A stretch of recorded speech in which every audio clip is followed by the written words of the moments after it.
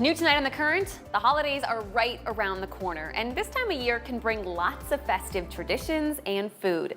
But for some people, food can bring a range of emotions. So how do we navigate these holiday meals and the treats and the guilt that they can bring? Well, that's a question for Kathy Mellon, registered dietitian and professor at the University of Iowa, who joins us now. Kathy, thank you so much for being here with us. As a dietitian, how often do you hear people mention anxiety or guilt around holiday meals? Quite frequently. I think oftentimes what we see is a challenge in terms of just the abundance of food, past history with food. And so it's quite common that people are feeling a little bit anxious about holidays, that food is the focus, in particular at Thanksgiving. Oh my gosh, and it's not just food. I mean, holiday foods can be super rich, they can be super sweet. How do we enjoy them without being hyper focused on the food and maybe any guilt we feel from eating it? Yeah, great question. I think the first thing is to really focus on the enjoyment, as you said.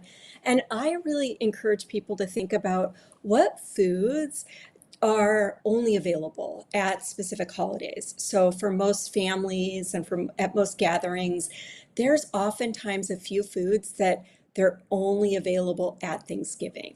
And so if you don't eat them then, it's another year before you have the opportunity to enjoy that food. So I say focus on those foods that if I don't eat them today, it's going to be another year before I get to consume them again, and then enjoy them instead of really thinking about, oh gosh, they're only once a year. I should try to eat as much as possible. Really take some time to focus on what you like about the taste. There's probably also some memories, positive, that go along with that. And so really enjoying them and being mindful in that moment is such an important strategy. I'm thinking about a lot of the social pressures that go into these meals. I mean, especially if you're hosting and you want people to try all the food that you spent all day making. I mean, do you have any advice for people that are having guests come over this holiday season? Yeah, I think in that case, be mindful as the host that people are there really to be social, first and foremost. So focus on that aspect and then encouraging people to try foods, but at the same time, not over pushing that because people really can have that anxiety coming into it. And so encouraging it, but when someone says, oh no, that's not a food I think I would like, or thank you for offering it, but not right now, that you just move on from it instead of continuing to maybe try to apply that pressure.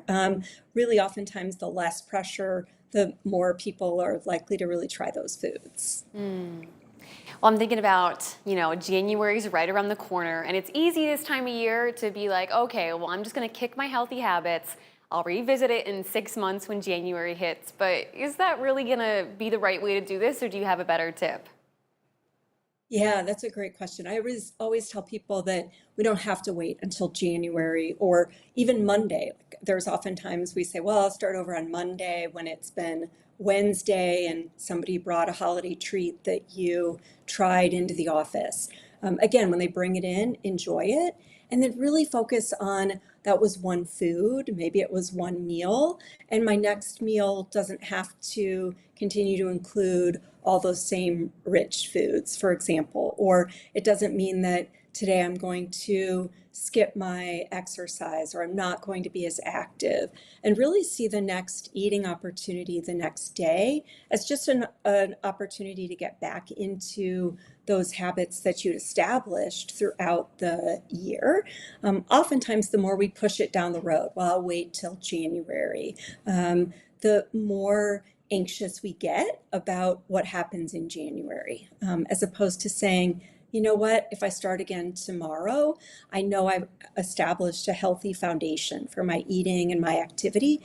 This was just one day. And I know that what I've built wasn't completely lost based on that one day or that one food or that one meal. Okay, so moral of the story here is to take this time, enjoy your time with family and friends, enjoy this food, and don't push yourself and don't give into these feelings of guilt if you start to feel kind of anxious. Yes, exactly. Because we know then that that guilt and that anxiousness sometimes leads to eating more, which leaves us feeling uncomfortable, overfull, and that then tends to lead into the guilt again. So it becomes this cycle that sometimes is difficult to get out of instead of saying, I'm going to enjoy foods today. And I'm going to focus on, like I said, those that are only available a couple times a year, and really enjoy that and the company that I'm with.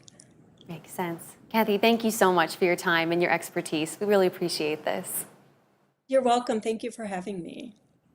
And if you guys at home want to share this story, our online version is up at WQAD.com underneath the As Seen on TV tab.